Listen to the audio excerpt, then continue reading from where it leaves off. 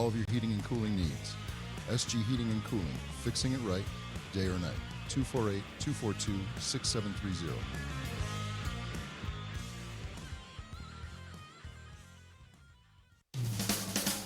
You're listening to CRBRadio.com. The words and opinions you are about to hear are of the hosts and do not reflect the management, sponsors, or affiliates of Cave Radio Broadcasting. The Real Nonsense podcast is sponsored by Melodic Retirement Services, LLC. Prepare for your future today. For more information or to make an appointment for a consultation, call Melody J. Walker at 248-301-2439. That's 248-301-2439. And now, coming to you live, a stone's throw from the Motor City and courtesy of Cave Radio Broadcasting Studios in fabulous Redford, Michigan, this is The Real Nonsense, hosted by Dr. Chris Rogers and Melody Walker. And now, here's your host, Dr. Chris. Okay, so we're live at 5. Chris and Mel, we're back in the studio. Yay. Yeah, the virtual was fine, but we're back, right? We're live. That's nice. Back I like in the it studio. like this. You liked it? Really? No, I like it like this. I like it like prefer in this the too. studio, It's yeah. intimate, right? Definitely. Yeah, it's intimate. It's nice. So we're back with Eric. How you doing, Eric? Everything's good? Doing all right. Great. So today, let's get right into We it, got right? Dr. Norwood here. Oh, She's yes. already started. right. She right. say she seen to her staff on Fridays and she roller skating in the hallways at the school. And I just want to say, get your staff cultivation up because that's amazing. Absolutely. So we're live today at 5 with DPSCD, Detroit Public Schools Community District Principal, Dr. Tonya Norwood. Yes. So welcome to the show, Dr. Welcome, Norwood. welcome. I am Right. excited to be here. Yes, and Thank we're you. excited to have you here. Her We've been energy waiting is on this. amazing. Yes. Oh my goodness. It's Yeah. already like electric. I can just feel like something about to happen. We should Feel have had like the cameras rolling behind the scenes before we even got Yeah, I just started. feel 'Cause like- that was entertaining in itself, right? already. I know, right? So Dr. Norwood, let's talk to the audience about, how you got started in this business and education, where were you educated formally, that kind of thing. Who are you? I know you're a Detroit girl, right? I am. Okay. Persian High School, 1987. Whoop, whoop. Persian. Yeah. Doughboys. I should have been a doughboy. But I'm originally from the east side of Detroit. Actually, I was born and raised in the Jeffries Projects. So long way from the Jeffries Projects, My big God. projects. But yeah, so I went to Persian, went to WC3, actually, and got my 2-year degree, went to Wayne State, got the journalism degree. And oh my God, when I think about it, I went from getting a journalism degree to a Master's of Art in Teaching to Master of Arts in Counseling, Right.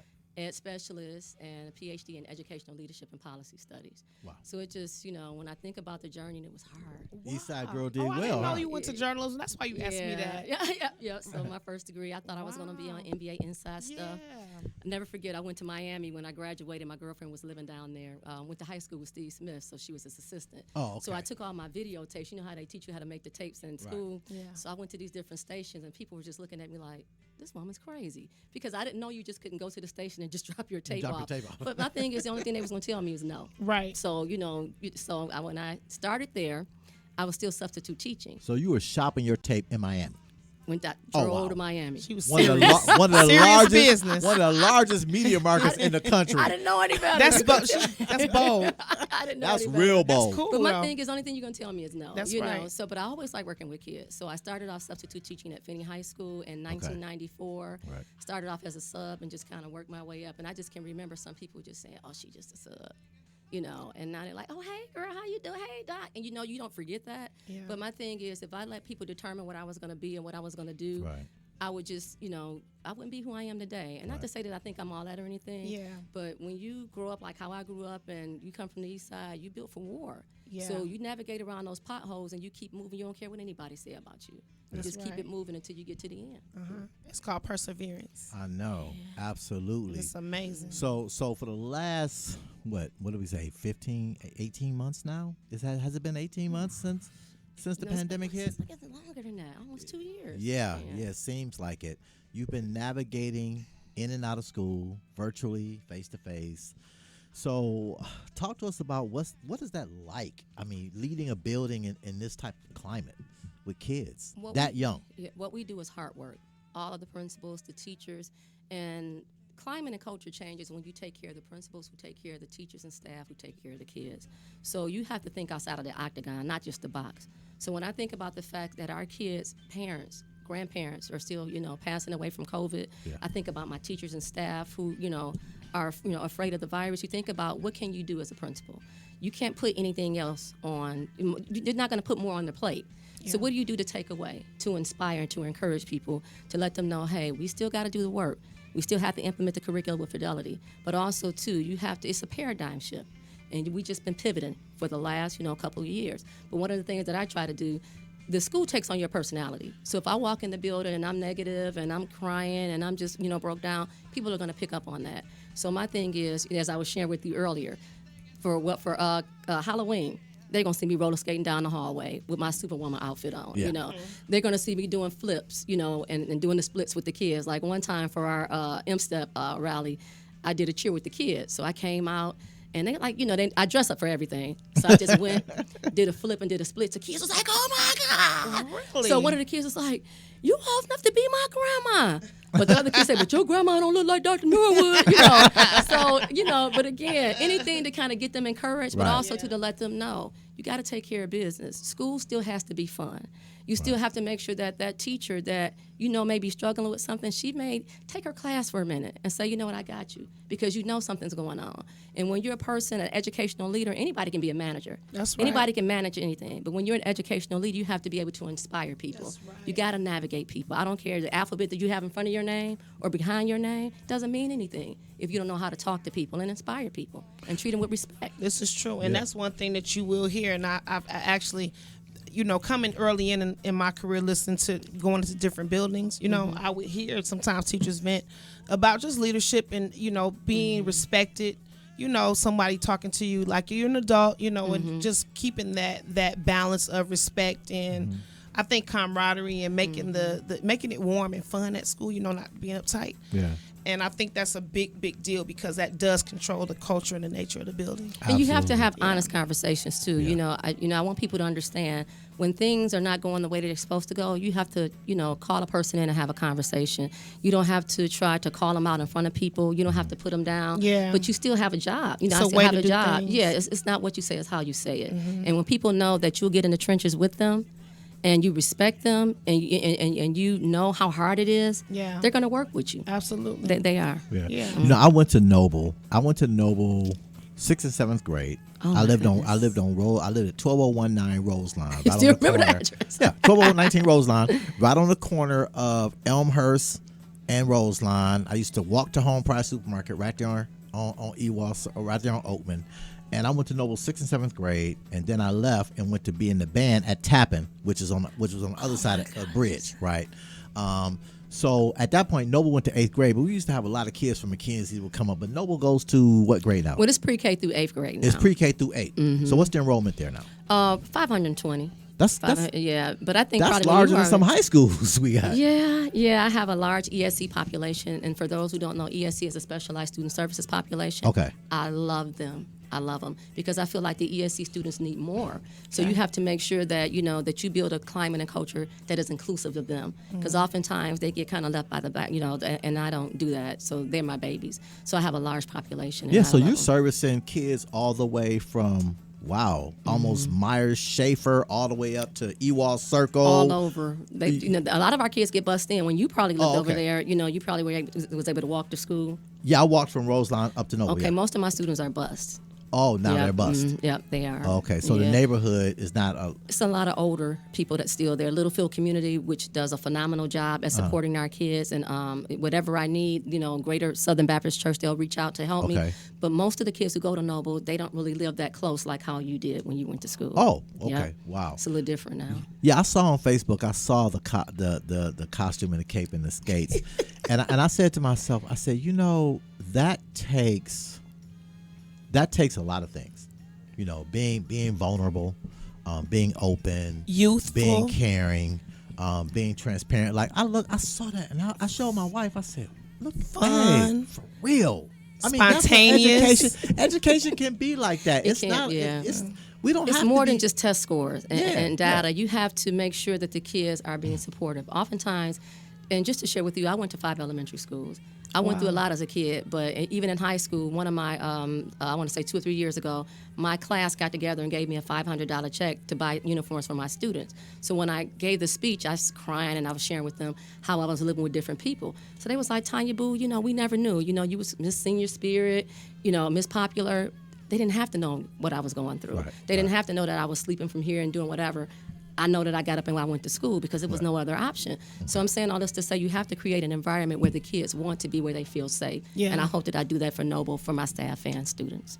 Okay, great. I'm sure you do. Yeah, I love it. Because I've never heard of, I never had a principal, an experience like that before. I mean, and I think that having that, that would have changed my total outcome too. Just because you connect to your educators in school. But the thing is, when you see it, you see the genuine authenticness of it. It's not for show. Yeah. It's real. Yeah. And I'm saying, oh man, I ain't been on skates since like Northland Skating Rink.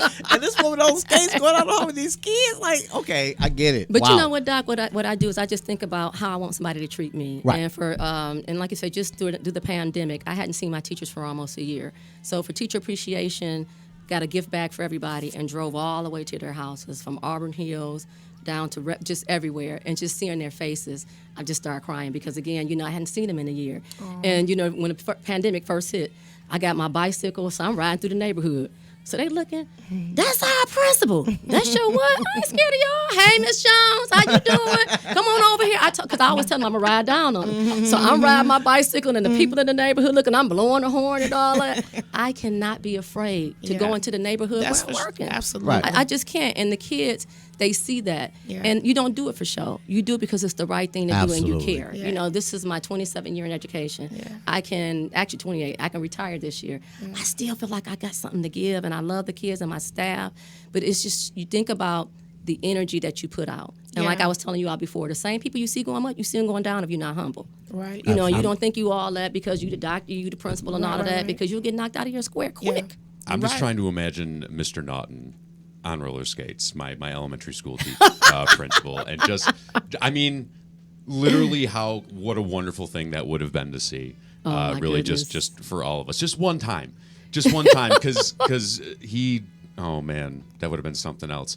And I'm also imagining that many businesses and individuals who are overwhelmed by their workloads and wondering who can help them, who can they trust, who displays great customer service and excellent skills. Well, it turns out that Etc. Assistant LLC was created to provide virtual and personal services to individuals looking to become more productive and to lend a helping hand to those seeking assistance as a lifestyle manager. Few services include administrative support, customer relations management, concierge services, notary, and transportation. Tiffany Nance can be reached at 313-771-4628 or etcassistant.com. Good. So let me ask you a question, Tonya. You all have to stop me because I talk too much. I'm just letting y'all know. No, right you now. can never talk too much for us. You can never The talk. podcast for you supposed to talk too much on the podcast. Getting Say it all, girl. Give us the that juicy stop- stuff, the juicy TT details to it. Getting that stop without it feeling like I got it is my job. Yeah. So Girl, let we me want the ask. tea. So you've been a principal how many years now? Oh, this is my 6th year. 6 years. Yeah. So what would you say outside of navigating through COVID and the pandemic and all that? In the 6 years, what's probably some of the biggest changes that you've experienced and seen in your role and what you're doing now? Just the expectations. Just when expectations. I think about, I was principal in Harper Woods High School. My background really is 18 years in high school. Okay. So this is like my 6th or 7th year in middle school. But I'm just saying, You were over there with McGee? Nope. Actually, I was there before McGee. Okay. So I was there in 2013 and 14. So I was APA King, and then I went over to Harper We go back Woods. 30 years. Oh my goodness, really? College roommate, yeah. Oh my goodness. Oh my Is it goodness. safe to assume that middle school was easier than high school? Actually, no. Because Okay. middle school kids, they're kind of going through, Yeah. the Puberty and hormones, stuff? puberty, Oh, and all okay. of that. Yeah. And you got to build relationships with them, even in Okay. high school. Like with high school, and I think that's the transition that I was able to make. It taught me to be tougher and think outside of the box because I wasn't really used to pre-K and, all of that. But the middle school kids I connect to well because I'm used to having 9th grade, 12th grade. And one thing about kids, they know when you fake. They can just sniff it out and they can just smell it. So when you go and you're just really talking to them and you're building relationships with them, they want to do well for you, you know. But the biggest shift, Chris, is just thinking about how do you support your staff and students and it's still a pandemic? Right. How do you teach a kid who's at home when you know that 7 hours when they were there with you, that you were protecting them for whatever abuse or anything that they was going through? Yeah. Now they back at home. That's right. How do you keep them engaged on the computer when you know that anyone can't be on the computer 6 or 7 hours? That's right. You know, so it's really hard. You know, one of the things people were talking about when we first came back from the pandemic, because at that time I was in the school building, and we were talking about, you know, we got to be here for the kids and the kids and the kids. But then when the adults came in, I was looking at them, and they didn't look like they were in good spirits and good health either. Like, there's a lot of adults that's been suffering. Mental health. Who happen to be in education, but they haven't had a good ride through this at all. So how have you dealt with that? Again, climate and culture, I have a counseling background. And my dissertation was on the relationships between principals and teachers in urban schools. I got it right here. You got a copy of it? 2016. Yeah. Are you serious? Can I get a copy of it? Absolutely, yeah. I want to read it. People, you know, I didn't just wake up. You know, I I've been doing Googled this, 15, 16 years. Oh, you Googled it. It's on Google. Yeah. Okay. But it's actually common sense just taking care of people. Again, if you don't take care of the teachers and the staff that's taking care of the kids, then how are the kids going to be happy? And a lot of the teachers and the staff, they just felt beat down. Tired, mental health. I mean, just a lot of stuff. So as principal, I can't go in and beat them down even more. Right. We're not doing that. So I try to make sure I decorate on the side. So whenever they walk into the building, you're going to see the fish tank. When you walk into the security desk, it's going to be decorated. Wherever they walk, it's going to be beautiful because, and I go to the classrooms. I'll talk to people. I'll text you just, hey, Miss Jones, how you doing? 9 o'clock at night just to check on you to see how you're doing because, again, I know her father died. That kind of stuff. Right. So you got to take care of people. Feel like because we're adults, we don't need that extra help. Yeah, we do. We absolutely do. It is. We do, and we need each other. We do more so than we would probably want to acknowledge or know. It is, literally, it just is important. Yeah, it to reach out and just say, "Hey, what's going on? You okay?" You know, and you'll find that what you're going through, they may be going through is something identical. You know, that you can help with. So I love that you put the kind of the people factor into helping your students and your You staff. can't even begin to deliver a lesson when you're broken. And when I say COVID has really, and people forget, people still have cancer. They still have a lot of other things, but it's taken over so much that people just feel so, like I say, broken. So if I, as the 21st century educational leader, can go in and say, hey, we got this. We're going to make it work. Yeah. And we're making it work. Before COVID hit, our test scores started to move. The kids were coming to school. Everything was moving in the right direction. It wasn't always beautiful. When I walked into Noble, some people left. And I get it. You have to be happy. Right. But one thing about me, I'm not going to ever just fold because of what people think about me. I would have folded a long time ago. Just when I got put out of here, I'm not doing that. I just feel like God is going to make a way. And like I was telling you all before, you got to navigate around the potholes. I tell people, I ain't never been scared. I fear God. I don't fear, and my mama, because she's crazy. But I'm just saying, but I fear Let's God. talk about your mama. I'm just saying, my mother would say, Doris Diane Morgan Booth. When she looked she at say you. Doris Diane Morgan Booth. When you were an 80s kid, the mamas was a little different. Ma'am. Mamas was a little different with the 80 kids. My mother can just look at me still. Yeah, and I'm like, my mother was a little different. They was different, especially single household mamas. They was totally different for 80s kids, totally different. So I was Googling you, of course, and then I said, oh, okay, so the Game Changer with the Pistons, right? So I saw the picture on Twitter where you received that award, and the award, Farm Bureau recognized and rewards teachers in Southwest Michigan who made a positive impact in their classroom and in the lives of their students. So you were awarded on the court, right? Right. At the Pistons game? At the game. And she said she forgot. It's on Twitter. How you forget that? It's on Twitter forever. It's been a minute. But it's funny, you all, because again, I used to have an internship at the Palace when I was at Wayne State working on my degree in journalism and radio and TV. Do you know who Jack Lessenberry is? Yes. Ben Burns? Mm-hmm. So was he? Oh my God, he was there. He was there when you went? He was My there when I was goodness. there. It's just, and when he passed away, because he told me how to become a better writer. Yeah. He was awesome. He was. He was amazing. And it's funny. I remember I experienced him just before he passed. Probably I had about good 2.5, probably about good 3 years with him. Actually, I want to see, about 2.5, 3 years. One of my mentors was Cliff Russell. Okay, I don't know who that is. Yeah, Pistons player. Yeah. Okay. Yep. So again, I was in his class. He told me, I don't care what you're doing, A's and B's, whatever. You need to get out and do the work. And that's when I got that internship Yeah. at the Pistons, Palace. Yeah, I Different miss him. syllabus, Yeah. Yeah. So But I'm you sorry. used to being at the Palace. That's where we was You at. know- She said she used to being at the Palace. Well, again, people don't know. They it's funny because again, I worked for WCHV Radio. I was did freelance work, so I covered the Super Bowl, All-Star game, a couple of games. But I would still get up, work at Target in the evening. Target in the Target, evening. yeah. So I used to work at Target. Tarjay, some people say. I worked at Target, Finney High School as a sub, and I would also do freelance work. 3 jobs. So people never knew. My car had a hole in the middle. I used to put a cardboard over and keep rolling. I know that's I had right. to get, so Going. I'm like, you can't, don't tell me, don't come for me, unless I send for you. Because you don't know, what I've been through, Yeah. I love that. Yeah. It's a lot of you. So you're a member of Delta Sigma Theta Sorority Incorporated, right? Yes, I am. There are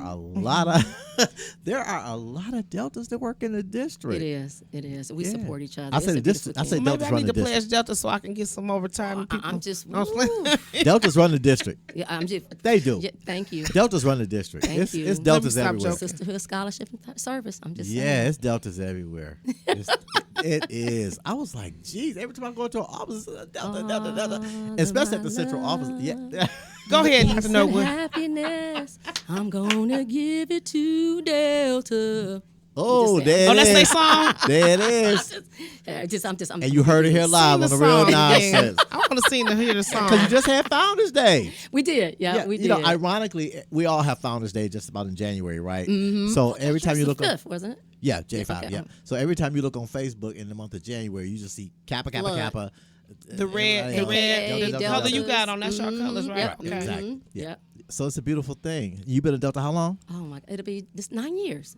Wow. Yeah, Detroit Alumni Chapter. Yeah, 2012. And that was a big line, right? Yeah, yep, 112. Yeah, it was a lot of us. That's like It a was down south lot. line. Really? Yeah, down Oh, south okay. they have lines like Because that they big. never really had lines like that. I think we were the largest line. Yeah. Yeah, down south they have lines usually that big at colleges, but up here is usually smaller. It's always been like that. And I love my Sans. Just sisterhood, scholarship, and service. We just really have each other's back. I have sisters, but having 112 Sans and just other Deltas I know that I can call on, Right. it's just a beautiful thing. Yeah, I see on Facebook you and Tanisha Manningham, who's the principal at Denby. You guys just Me and T came in together. Tanisha Manningham. Yeah. Okay, her Yeah. husband, Well, Aaron Denby. Manningham. Okay. Yeah, yeah. That's my client. I've been trying to get a hold of her. Tanisha, call me, girl. That's my That's sister. your, okay, Me you and know T, what? Oh my God, over 25 years. Yeah, Did- very passionate when it comes to kids That's and awesome. schools and all of that. Did you choose? Well, DPSCD, they of course they post jobs and everything. So did you choose to go to Norwood? Were you placed there, or how did that kind of work? Well, at the time, you just interview. And back when we first came in, if you certified or not, they sent you where they wanted you to go. Right, exactly. So when I interviewed, I interviewed directly with Dr. Vitti. I didn't know where I was going to go, but wherever I was going to go, I just wanted to make it a better place after I left. So it didn't matter. I've worked at Finney High You were School, open. Persian. Yeah, because kids are kids, And my thing is, if I can have a positive impact on wherever I go, I don't have to send me here, and I'll be okay. I'll say this on the air. Being from that neighborhood, and I lived over there.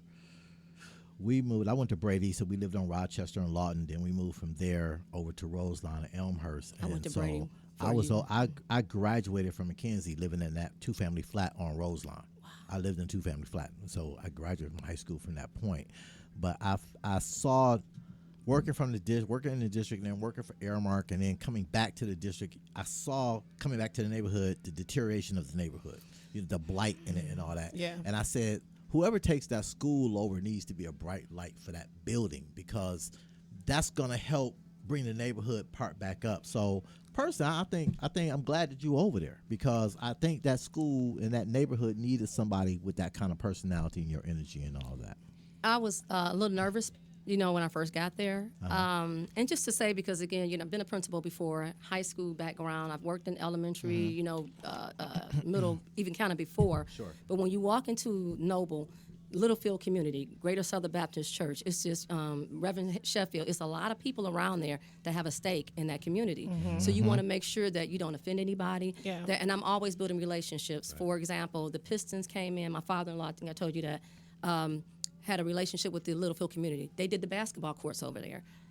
Red Wings came in and refurbished our library. Because that So used to the be the kids- Grant Hill Sprite Court.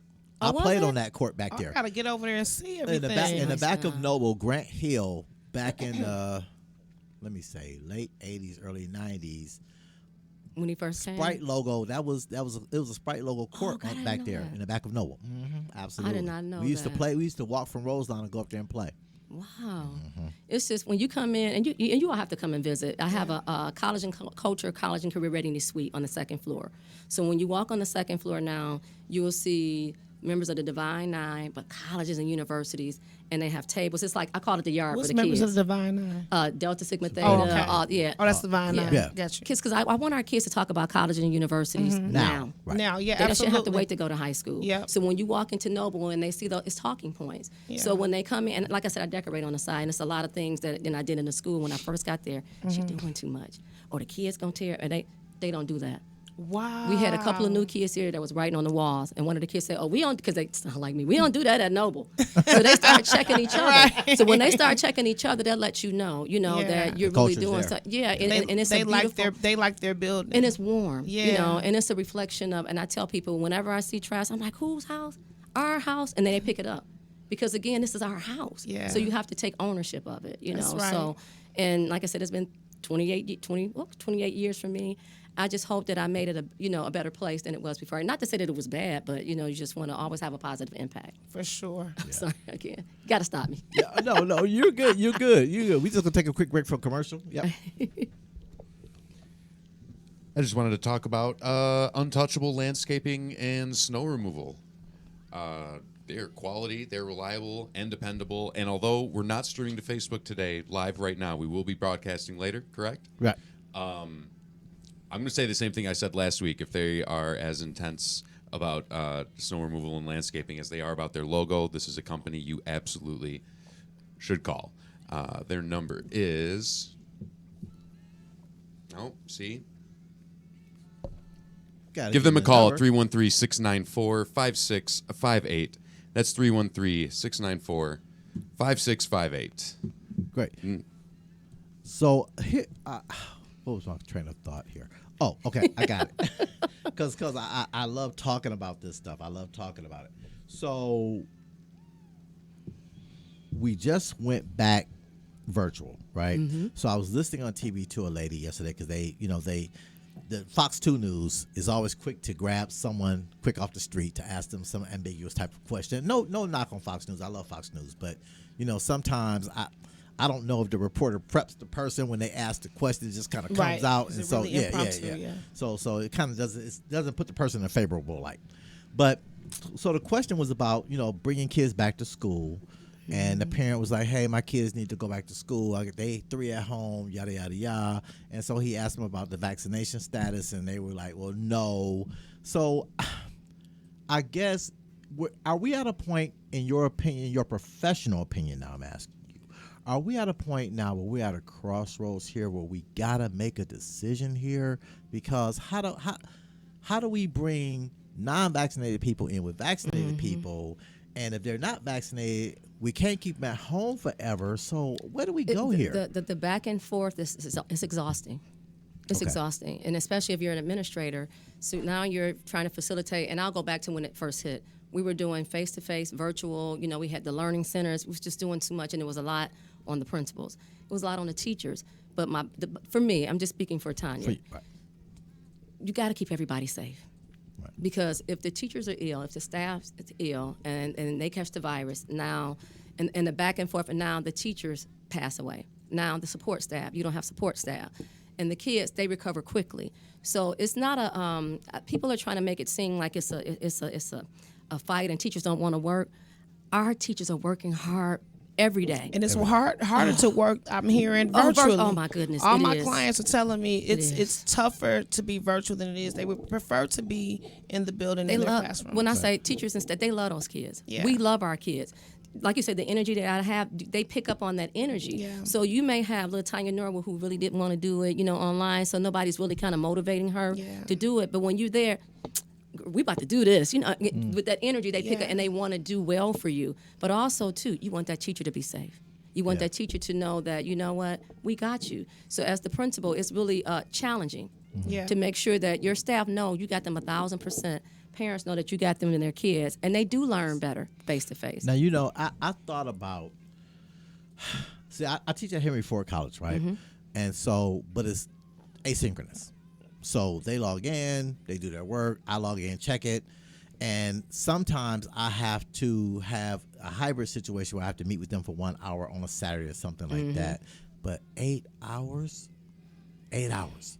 It's tough. I can't imagine that at the high school level, let alone second grade. Like that's got to be extremely exhausting. And it's tough on the parents too. Yeah. Yeah. So I think the second win, hopefully, if we do need to go back virtual, I think that the first wave hopefully taught parents and teachers and everybody, just all of us together, of how to do it better, maybe. Because I think the first run, people fell off. That's why y'all got credit. Well, it's Recovery. it's mandatory vaccination now. Yep. For what is it? February 18th. February Yeah. 18th. So February 18th, that means that everybody's vaccinated. There won't be a shutdown. Is that what that means? Well, what or- it is that by February 18th, all staff have to have be vaccinated or show that they're going to be vaccinated. If not, I guess they're going to start the disciplinary process to where they may be terminated. Oh, okay. So, Yeah. but in terms of going back, because I think that was a question, right? 30. We go back on the 20. 31st. On the It may be 31st, 23rd, okay. 31st, something like that. It's got to be what 10% citywide. Yep. Okay, so Mhm, we're to at go down, 30. yep. Okay. So it's and again, it's hard when the kids are eating lunch, and you're constantly telling them, they can eat lunch, take their mask off, and put it back Yeah. on. But we have this thing at Norwood where we say, mask up, mask up. We have a little song, above the nose is where it goes, so the kids know. So you try to make it fun, but it's still hard. Because Yeah. again, you want to kind of, like, they like to hug me and I like to hug them. You keep on And I making don't- up these songs. Did you make that up? No, my assistant principal I was did. about No. to say. Wait, yeah, I he saw did. your AP. Now you have a male AP, right? Yeah. And he's been in elementary too for a while. Actually, you know what? No, he has a high school background as well, but he's kind of silly like me. He has his doctorate too. He went to U of Okay. M, and he's like 6'8", so he'll get on the tricycle. Wow. Now, mind you, 6'8". yeah, he's 6'8", so he'll ride the tricycle Wow. with the kids. So he'll dress up, but then when it's time for us to take care of business, we take care of business. You have a dean over there too. Yep, Arvis Young. So he's like 6'6", so we call him the Twin Oh, Towers. Wow. Okay. So it's yeah. just, and one thing I can say at Noble, we have a lot of men in our building. A lot of men. Oh, good. And one of the and I was strategic in doing that because oftentimes when a kid just needs a young man just needs somebody to talk to, That's right. they may not need me. They don't need that. They need the young a man to pull them to the side and say, hey, I love that about you. you just gotta be real. The kids, Yeah. I tell them the only thing fake is my hair. I know Everything that's right. else, and they know, at least your And that's yours because you bought it. I know. And this it look good. The kids are just fine. I'm like, thank you, And then I can go to my staff meetings, Yeah, But I tell absolutely. people I can decorate, I can roller skate, I can flip, I can do whatever. But you can ask my staff. For 5 years, I've been consistent. Mm-hmm. When they walk in for PD, the board is going to be up with the agenda. Yeah. They're going to have their folders. They're going to have everything because that's who I am as a person. That's I'm right. very organized, but I'm fun. You got to do a little bit of both. I don't know if that's the Gemini in me, and I think it also comes from just learning how to just be resilient and tough, and people thinking that you're going to fail just because of where you come from. I remember when I went to Barber Middle School. Okay. Had holes in my shoes. Put cardboard in my shoes. Kept it moving. I had to go to school. Really? Had a little jelly bean jacket. You probably know about the jelly bean jackets. Yeah, Had a jelly yeah. bean jacket. Had to put two jackets up on it and kept going to school. So I'm saying all this to say it makes you a different kind of person when you have to put crates under your bed because you don't have That's a box right. spring. But what I like about what you're saying, Dr. Norwood, is that you, even at an early age, no matter what you had to do, whether it's stuff your shoes with, for the holes in the shoes, and then you said something else. It always seems to me that you connected education to everything, that you knew that you had to get I to had to. school, that you knew that you had to get there and do well, and then you continue to persevere and keep going and keep going and keep going. I think I that didn't want to let sometimes my parents down either. we lose that in our community. I think kids today don't make the connection that education is what's going to bring you out of poverty. Education is what's going to get you over that hump. And I just sometimes I think that I kind of worry about that they don't make that connection now, that, unless we reinforce it, that they just won't. It's not natural, I guess. Well, For I me, it kinda- was natural. Yeah. But I start with my teachers and staff as well because I tell them the little kid that you may kind of have your nose up to or just think that was little Tonya Norwood. Yeah. So you can't you can't even imagine what they go through. They don't want sympathy. They want empathy. They just need your help. Right. So don't just act like, oh, I'm just trying to say that. No, help them to get better because somebody helped me. Yeah. One of the biggest challenges that I had in high school, because I was a career transition advisor for Manningham, and then I became a dean later. But one of the things that convincing students about the value of a college degree, right? I mean, career and college pathways is a wonderful thing. I don't knock it at all. But, kids nowadays, unlike kids when I was in school in 84 and 85, we didn't do the math like they do in terms of looking at the world holistically and saying, well, wait a minute, you got this degree and you make this, but he got right. So they start to do those comparisons really, really early, and I have to focus them back to say you're making an investment in your future. You're building security in your future. That's what this is for. So when you have those talks with kids, at 8th grade, do they have those kind of conversations with you sometimes? Yes and no. Okay. Because again, like I said, it's made it so hard these last couple of years just to kind of talk to them. But you have to make sure, like I was telling you earlier with GLP and associates, if I, as a young teacher, substitute teacher, had I not listened to the older teachers to tell me, get with GLP, so, put some money away, I wouldn't have bought years. I wouldn't be able to retire this year if I wanted to. Right. So I try to have those conversations with kids just because, again, you can't take them for granted because they hear you. I have, I don't know if you know Dr. Barry Warmack. I know you know Barry Warmack. He's the president of Claflin University. Yeah. He was my student at Finney. Wow. So I'm saying all this to say, when I think about it, I'm like, oh my God, I'm really old when I start thinking about like my students now. But I'm saying Finney was one of the, it was a very challenging school, but I became a woman at Finney. And I tell you, I cut my teeth at Finney. 11 years because I learned so much about myself and about the kids, and they're doing phenomenal things. A lot of my students, they're doctors, lawyers, university presidents, all kind of stuff. So I'm saying all this to say you cannot share with them what you know. You cannot share your past with them because I was telling my past, if I kept focusing on the negative, I wouldn't be where I am right now. Well, not to say I got a lot, but I've always been an advocate of every school in Detroit Public Schools has something to offer. Every school. Now, the media likes to shine the light on certain schools and say, this is our flagship school, yada, yada, yada. But every school in the district has something to offer.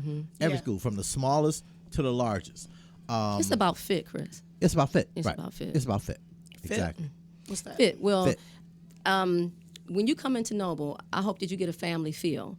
I hope that you know that, our kids go through a lot of challenges, but some schools like maybe like a Go Lightly or a Flicks and a Bates, their parents are doctors and lawyers and teachers, and they make sure that they have what they need because they have the money to do it. Not to say that my parents don't, but it's more challenging. So when they come into Noble, I want them to know, like my secretaries, talk to them the way that I would talk to the parents. We don't do all that here because, again, the reason why we have a job is because they're bringing their kids here. Absolutely. And you don't know what they're going through or what they went through before they came. But make that family feel, and now the kids want to be here. They want to do the work. They don't want to let you down. They don't want, and their parents have so many other things going on. I don't want to add anything extra to their plate. Yeah.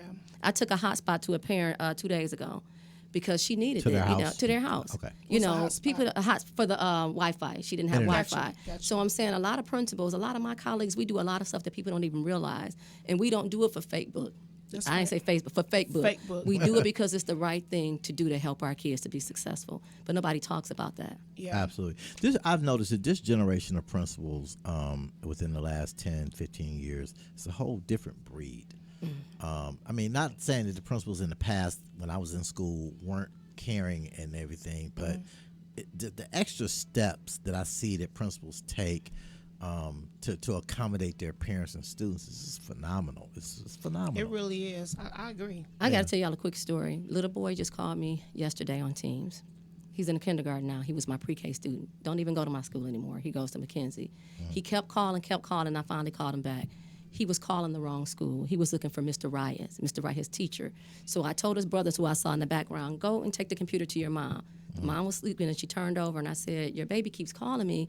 And I said, I looked at my system. He's not in my school. She said, she pulled it up. My name was on the log. This pre-K baby who was a kindergartner, I remembered my name. He had enough sense to call me on Teams so I can help him, because he still thought, and I'm like, oh, my goodness. So once me and the mom figured it out, she said, he just remembers you. Right. So I ain't crying in front of them. Because can you imagine a pre-K student that I had 4 or 5 years old, and now he's 6, right, calling because he remembered my name and because he's trying to get into class, not knowing that he's not in my school class anymore. Right. So the mom got him. So I'm saying all this to say, what if I just blew that kid off? What if I didn't answer? Or what if I didn't tell his big brothers, hey, take this computer to your mom? Right. So again, a lot of principals, we do that. A lot of teachers, we get a bad rap sometimes. We didn't create COVID. We want to be at school. We know the kids learn better, but our staff got to be safe too. Yeah. It's just. Absolutely. I'm sorry, I'm just becoming emotional when I think about that. No, 'cause I get emotional too thinking about all the hard work that, really, you guys are phenomenal. I think it takes a rare breed to work with children every day to be an educator. I tried to do substitute teaching. I couldn't do it. I almost popped somebody. I'm for real. I'm like, I can't do this. So it really, you got to have a lot of patience and to do it consistently day in and day out. It's phenomenal. See, now what I do appreciate though are all the changes within the last 2.5, 3 years. I've been coming into the buildings and seeing the changes in. Even with, I think there was a thing about real estate and how they were kind of condensing and getting rid of like abandoned buildings and things like that, and just kind of bringing, So I thought that, and then I saw since I've started too, teachers been getting raises. With a lot of them said it was just a kickback from what they took before. So there was a lot of like conspiracy around that. But I'm like, y'all been getting some pay grades, and so I love to see it. I love to see the increase in the district, and I don't think people realize too. A lot of money, and Doc could tell you, a lot of things that we do for our staff and we do for the kids comes out of our own pocket. Yeah. So when you're getting, over the years, I done help people pay like prom dresses, coats, light bills, all kind of shoes. stuff. I have done it People, all. and people don't understand that. So, and it takes away. My husband's a teacher. He works in Harper Woods now. Okay. I could not do what I do if I didn't have his love and support. Wow. Because he allows me to use some of our money, because it's our money, ain't just mine. To do stuff like that. Right. My most rewarding years were really at the middle school level. When I taught sixth and 8th grade science, that was probably the most fun I had in the classroom ever. I love middle school. High school was a transitional change. Oh my goodness, it's a total opposite. I love high school. I was like, okay, it was different, but middle school is very rewarding. It's very rewarding because you see it's the work. You're really putting in work in middle school. But you see the light bulbs come on a lot more. Important age, When you're talking to them and you're in the room with them, you see them little light bulbs come on a lot more, and and I think it's because by the time they get to high school, the whole social thing has kicked in, and so sometimes you see the light bulbs come on here and there, but it's not as consistent as it is when you got a bunch of eager 6th grade kids who want wide-eyed looking at you like, oh my God, I'm so excited. Did you show me what a molecule does? That's a whole different thing, right? Than being in a high school class. It's just different. It's funny you say, I was teaching one of the teachers, ELA teachers, and the kids say, Dr. Norwood, I didn't know you was a teacher. You know how, and it was just a crack me up. But I like that I had a chance to do that because it keeps me fresh. Yeah. It keeps me, knowing, connecting with the kids, but also too, I have to know the curriculum. I can't come in and observe you and I don't know EL. That's right. If I know Eureka math and because it's they'll some be new first to math say now. that, too. She don't even know. She don't even know the program. She didn't know the curriculum. How she gonna tell me? So we got a common friend, Jared Davis. Jared's been an educator for a long time, everywhere, right? Jared Davis been so he been principal, assistant principal, cast everywhere. One of my closest friends. Everywhere. Cool. So I invited Jared because I was a journalism major, right? And so when I got out of school, when I came to Detroit public schools at the time, they said, we'll give you a choice. We'll give you 6th grade science or kindergarten or something like that. I was like, oh no, I'll do 6th grade science. So I go into the room, and after a while, I knew Jared's experience. So I said, Jared, I want you to come over one day and just sit in my room, right? So now at the time when I got to Durfee, this was like 93, 94. Durfee. We had Dexter Boys, NFL from Linwood, 12th Street. It was really we had a gang squad had an office almost downstairs. It was off the hook, right? So he comes in my room and I'm teaching science, and I got these 8th graders in my room, and he walks in, he's sitting there, and so I go through the lesson, and somebody says, "Excuse me, Mr. Rogers, I got an observation," because I said when you have a question, you say observation and raise your hand. So he was like, "Oh my God. I came over here in the hood, and you got these kids talking about some observation. Expectations. I said, listen, you set those expectations. The expectation is there, okay? Yeah. This is what I demand. They this do. is what I want. Look, people don't understand. Kids want to be disciplined. They want structure. They want structure. They want that because they want to be corrected. That's a part of the love that they feel that you care, that investment that you have. When we don't give them structure, we refuse to discipline and refuse to give them that type of guidance, they don't respect you for that. I'm not gonna say the school, but I do gotta. Oh, is it a school? Well, I was going to say it's odd. It's funny that you mentioned Jared Davis because if you are interested in the finest professional photography services of all types in the metropolitan Detroit area, you can contact Jared Davis. Absolutely. Jared Davis Photography, where we make the magic the world will want to see. Call 567-343-1980. Absolutely. Jared took my wedding pictures, by the way. Jared took my 50th birthday pictures. So Absolutely. Hot All right photography. now, Jared Davis photography. Look, and we give him a phenomenal. whole lot of advertising today. He is So phenomenal. where were we? We were gonna. Let's talk about expectations. You was about to tell a Oh, yeah, story about expectations, something when you right. was in school. I don't know. I think I'm not gonna say it. expectations. No, okay, are I'm not important. gonna lie. Okay, because I'm just so random anyway. No, one of my first experiences coming into one of the schools, it was a principal. I'm not gonna say what school or what principal, but all she did all day is holler in the hallway, "Get in the classroom! What you doing?" I mean, and I'm like, and I seen her after COVID. I said, "You still ain't retired? Why are you still here?" Oh my goodness! But so I- you say so- after COVID, so that was recent. Yeah, and so, but to hear, how you handle and what you do, I'm like, that is two totally like extreme contrasts. I mean, just to be hollering at the top of your lungs at the students, and it's like, how do you? And me I'm not a seeing that yeller. being kind of like a person that's coming in from the outside looking in, it's like, I compare that You to. cringe. I kind of compare that. You tell me if I'm right on point with this or not. I kind of compare that to who you came in under. Like sometimes people pick up the characteristics and traits of the people that they came in the district under, and because that's what they know, and that's what they think is the right thing, right? Because that's what my mentor, my predecessor did. So I'm doing what they did, and I'm not trying to conform to say, particularly in a global pandemic where kids truly do need us to abandon some of these nuances or peeves or whatever it is that we have that keep us from embracing them and showing empathy and sympathy or whatever. Like we gotta let it go. People are dying for crying out loud. So I mean, what do you think about? Well, I'm not a yeller, but the kids know when they see this hand go like this, if they already know. And I look, oh really? and That's they your know. signal. If y'all, and I wear gym shoes a lot. In high school, I always wore heels and dress, but in elementary, middle, the kids want to get, and I like to get on the floor, and I'm like, you should know, I'm a little different now. Yeah. But they know, and not to say that things are perfect, but they know if they see me and they see it in my eyes, and I have to, oh dang, I done disappointed Dr. Norwood. Or I done had kids come back to my office and apologize because they know. I just look at them and walk the other way sometimes, and I think it hurts their feelings more than me yelling. They get yelled at home. I'm not going to come to school and let them just, but I'm just, now you're wrong for doing that. Yeah. And the principal office is decorated. My office is like a house. The kids call it a house. I never wanted my office when I became the principal to be a place for the kids, oh my God, I'm in trouble. Yeah. So they know they can come in, see that like one time they had to do a project, didn't have a color printer. So they're using my printer because I want to make sure they got a good grade on their, on their project. So I just don't, it's like I said, I just try to think outside the octagon and just make it different for them.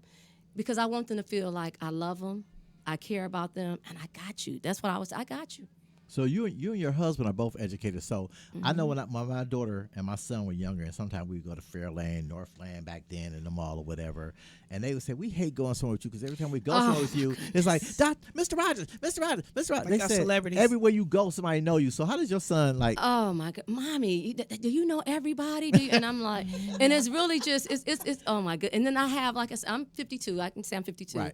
My students now are like 45. Right. So when I see some of them, I'm like, okay, is that my student? Did we go to high school together? And then some of the young ladies, you still look good, Miss Boo. You still got it. I be like, thank you. Make me feel good or whatever. But I had this one student say how I inspired her because, again, I was a substitute teacher. And back then, she just a sub. And I never internalized. I didn't understand all of that. But I'm like, okay, I want to do something more. She ain't going to be an English teacher. She's not going to get that counseling job. She went to Inkster. Now she thinks she's going to come back and be an AP. Oh, I heard she, all that kind of stuff. If I let everything that everybody said and did or whatever, I just wouldn't be sitting here talking to you all today. Yeah. And that's what I try to teach my kids. They, what they saying. Just forget it.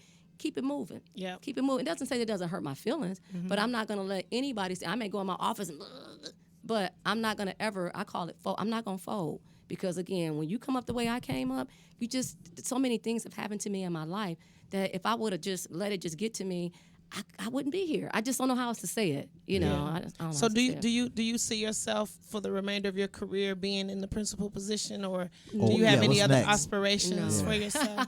Actually, I've always wanted to be a college professor at Wayne State, and I want to be a consultant. I feel like oftentimes there's a mark that's being missed with how districts take care of the people, that's the principals, that take care of the teachers and bringing everybody together. And this pandemic has really shown it, because me driving to Auburn Hills, me driving to Westland and just seeing those teachers and how they was just excited, like, God, she came just to see me.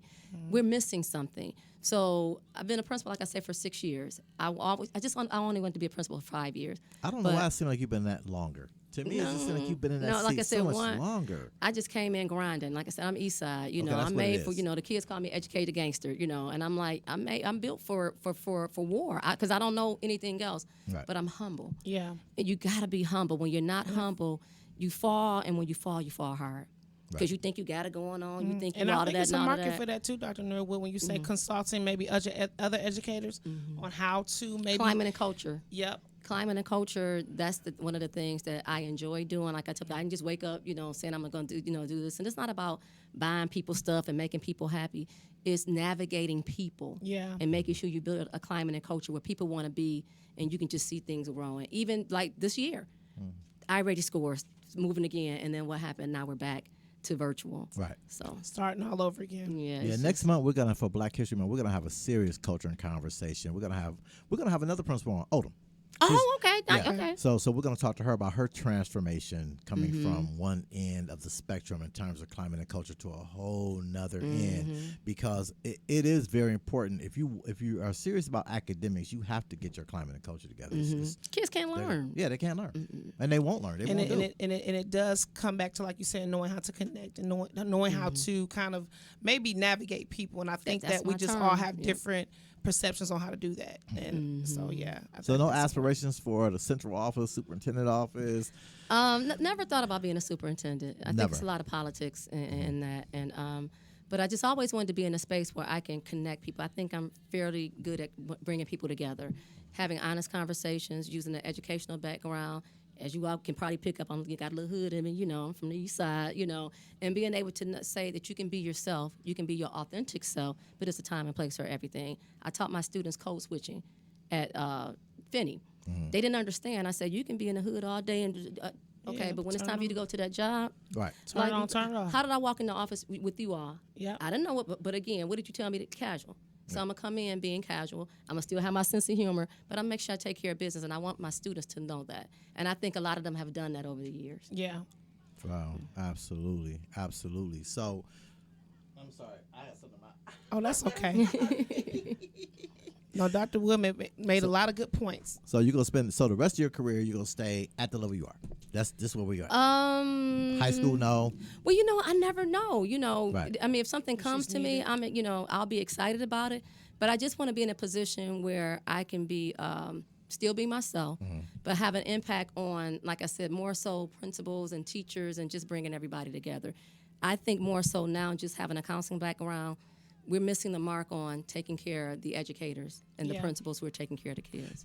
When I first started teaching at the college level, I had one of my mentors say, Chris, I'm gonna tell you, educational consulting is one of the ways to go. Particularly when you talk about climate and culture, those type of things. You ever thought about being a consultant, education? I did. You know what? She just said that. Yeah, Oh, you did? I'm sorry. Yeah, but it's funny you say that, because I was able to present on climate and culture at MDE at 2 of their conferences. Okay. And I had so many people to send me emails after that, because when they walked into the room, I had candy on the table, music playing, but their agenda. And then when I started running down everything that you do to change a school, the first setting your expectations, it was just an eye-opener for a lot of, and people came from everywhere. It just was just shocking. I'm like, I like this. Some market for it. Yeah, And it was just you're perfect for natural. it. I think people told me. I'm like, I didn't realize that. But Yeah, when you have a skill set, people will listen for it and they'll pay for it. Yeah, they will. I didn't know. Because they want to bring change to what they're doing. Look at that. She said she didn't know. Now she they about to wanna- go into her. They want to bring change. They Her want to bring multi millions in a second career. But all money not good money. I just want to be happy.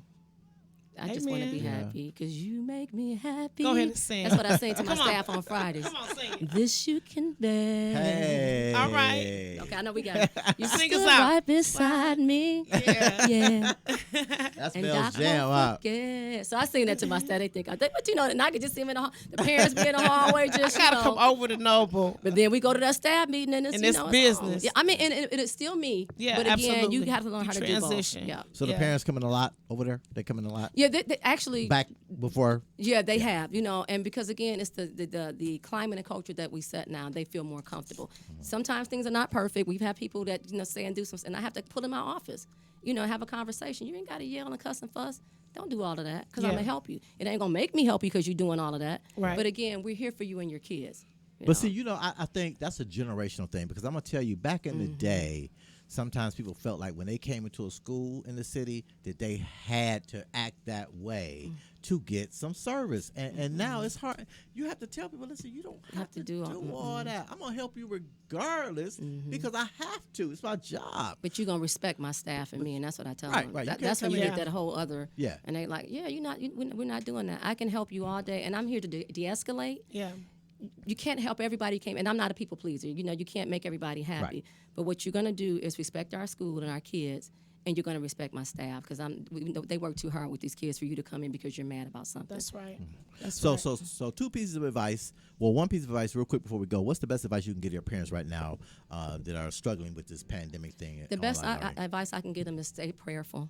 We're here for you if you want to come to, and I think I posted it on Facebook. We're here if you need us. Stay prayerful. It's hard. I have one child, and my husband's a teacher, and it's hard for us. Stay prayerful. Reach out to people. Don't be ashamed to reach out to people because you need that help. Because if you have 4 or 5 babies and they're all on different computers and you're trying to help and you're trying to work, you just got to get on your knees and pray. But reach out to the resources because there's resources to help you as well. If you are a noble parent, you all know me. I'm here to help. My staff is here to help.